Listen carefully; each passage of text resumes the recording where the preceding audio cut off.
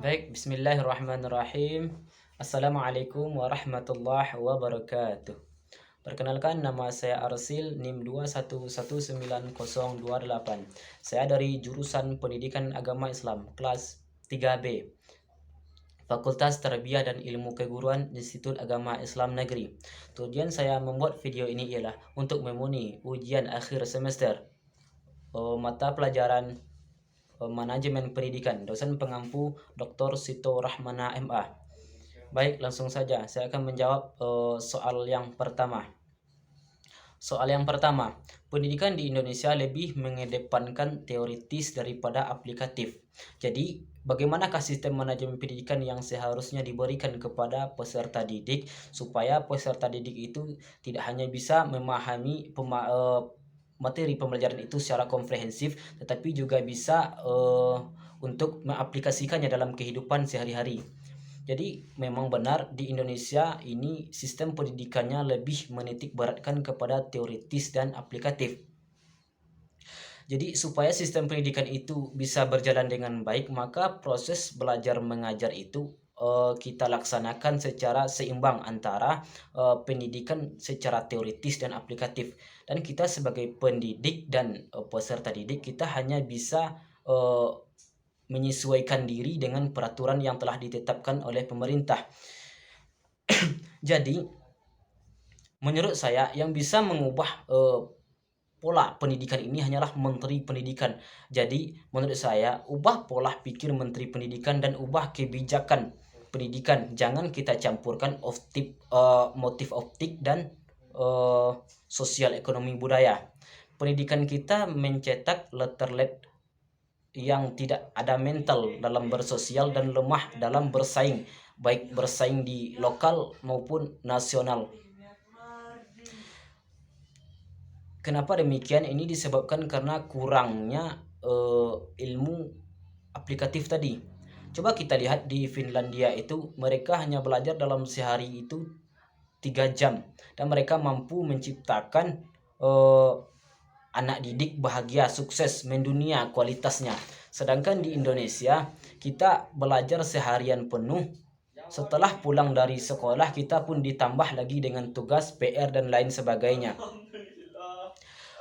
Itu dilakukan hanya untuk kepentingan ekonomi dan bisnis karena ulah mafia pendidikan tadi. Jadi cara mengubah hal tersebut ialah ubah pola berpikir pemimpin bangsa dan ubah konsep parlemen tentang pendidikan. Itu soal yang pertama. Selanjutnya soal yang kedua itu pendidikan di Indonesia ini masih belum merata. Kenapa demikian? Jadi menurut saya sebenarnya pendidikan di Indonesia tidak merata disebabkan karena banyak faktor. Tapi di sini saya akan mencoba mengemukakan beberapa faktor. Karena menurut saya faktor inilah yang sangat menonjol, yang sangat sering terjadi. Yang pertama itu ada faktor ekonomi. Karena banyak generasi harapan bangsa yang putus pendidikannya karena mahalnya biaya pendidikan. Jadi mau tidak mau mereka harus memutuskan pendidikan. Kadang mereka menganggur, kadang mereka bekerja. Itu faktor yang pertama. Faktor yang kedua ada faktor wilayah. Faktor wilayah ini juga sangat mempengaruhi tidak meratanya pendidikan di Indonesia ini. Karena banyak wilayah-wilayah yang bisa kita katakan wilayah terisolir, wilayah yang terpencil, yang tidak mendapatkan atau kurangnya perhatian pemerintah terhadap wilayah tersebut sehingga di wilayah itu menjadi tidak meratanya pendidikan. Dan yang ketiga yaitu ada faktor sarana dan prasarana. Jadi faktor sarana dan prasarana ini juga sangat berpengaruh dan juga menjadi salah satu faktor yang sering terjadi di Indonesia. Karena wilayahnya yang terpencil, maka di situ sinyal pun tidak ada dan akses jalan pun susah. Jadi mereka hanya mengandalkan buku yang ada dan tidak menggunakan alat-alat lain. Jadi apabila ketiga faktor tersebut telah ditindaklanjuti oleh pemerintah, maka secara umum bisa dikatakan pendidikan di Indonesia bisa lebih merata. Itu soal yang kedua. Selanjutnya soal yang ketiga yaitu Gambarkanlah dengan konsep berpikir yang progresif dan inovatif tentang hubungan lembaga pendidikan dengan masyarakat, sehingga pendidikan di Indonesia berperan penting dan menghasilkan sumber daya manusia yang berkualitas. Jadi, yang pada dasarnya hubungan lembaga pendidikan dan masyarakat itu sebenarnya harus saling bersosialisasi dan berinteraksi dengan baik. Kenapa saya katakan demikian? Karena apabila lembaga pendidikan dan masyarakat telah berinteraksi dan bersosialisasi dengan baik, maka pendidikan tersebut akan berjalan dengan baik. Maka untuk itu kita harus saling bekerja sama dalam hal menjaga kerukunan untuk keharmonisan antara lembaga pendidikan dan masyarakat. Apabila kerukunan dan keharmonisan itu telah terjalin dengan baik, maka kita sebagai bangsa besar yaitu bangsa Indonesia akan melahirkan sumber daya manusia yang berkualitas, bermutu dan berguna bagi bangsa Indonesia. Itu soal yang ketiga. Selanjutnya soal yang keempat. Pengaruh pemimpin itu sangat besar dan seseorang pemimpin itu tidak lepas yang namanya dari visi dan misi. Lalu bagaimana dengan seseorang yang mengandalkan kekuatan kepemimpinannya dalam manajemen pendidikan, tetapi mereka juga bisa dikatakan bagus dalam memimpin atas kepemimpinannya itu. Bagaimana pandangan kita tentang hal ini? Jadi menurut saya keberhasilan seseorang itu tidak berlandaskan kepada visi dan misinya, akan tetapi keberhasilan seseorang pemimpin itu terletak kepada bagaimana mereka menjalani kepemimpinannya itu.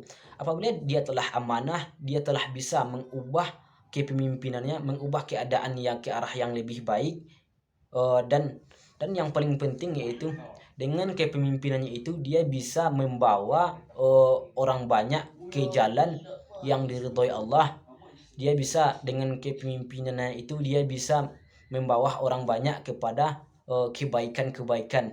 Tidak hanya kebaikan yang berada di dunia, tetapi kebaikan yang di akhirat juga. Apabila itu telah dilaksanakan oleh seorang pemimpin, maka itulah yang pemimpin yang berhasil yang sesungguhnya. Itu soal yang keempat. Selanjutnya soal yang terakhir. Bagaimana dengan kondisi pendidikan yang sekarang yang harus mengharuskan kegiatan daring? Dan masalah utamanya adalah kesulitan mendapatkan sinyal sehingga peserta didik tidak bisa belajar maksimal. Sedangkan pemerintah sudah mengusahakan dengan kuota internet. Jadi bagaimana pandangan saudara tentang hal tersebut? Jadi menurut saya kondisi pendidikan yang sekarang ini memang tidak semaksimal dan tidak sebaik yang sebelumnya. Karena sekarang kita melaksanakan proses belajar mengajar ini dengan daring. Tetapi ada di sebagian kita yang mengalami masalah dalam proses belajar daring ini, yaitu masalah sinyal. Tapi menurut saya bukan berarti apabila kita kesulitan dalam dalam sinyal itu menurut saya bukan suatu kendala untuk tidak maksimalnya pembelajaran. Kenapa demikian? Karena maksimal atau tidak maksimalnya suatu pembelajaran itu sebenarnya itu tergantung kepada niat. Innamal a'malu binniyat. Jadi kalau kita tinggal di sebuah daerah sinyalnya tidak mendukung, tetapi kalau ada niat dan tekad yang kuat di dalam diri, kita pergi ke wilayah lain yang rasanya sinyal itu mendukung, maka kita akan bisa memanfaatkan waktu dan bisa belajar dengan sungguh-sungguh dan maksimal. Mungkin sekian ya yang dapat saya berikan sedikit jawaban. Kalau maaf kalau kurang tepat saya akhiri. Wassalamualaikum warahmatullahi wabarakatuh.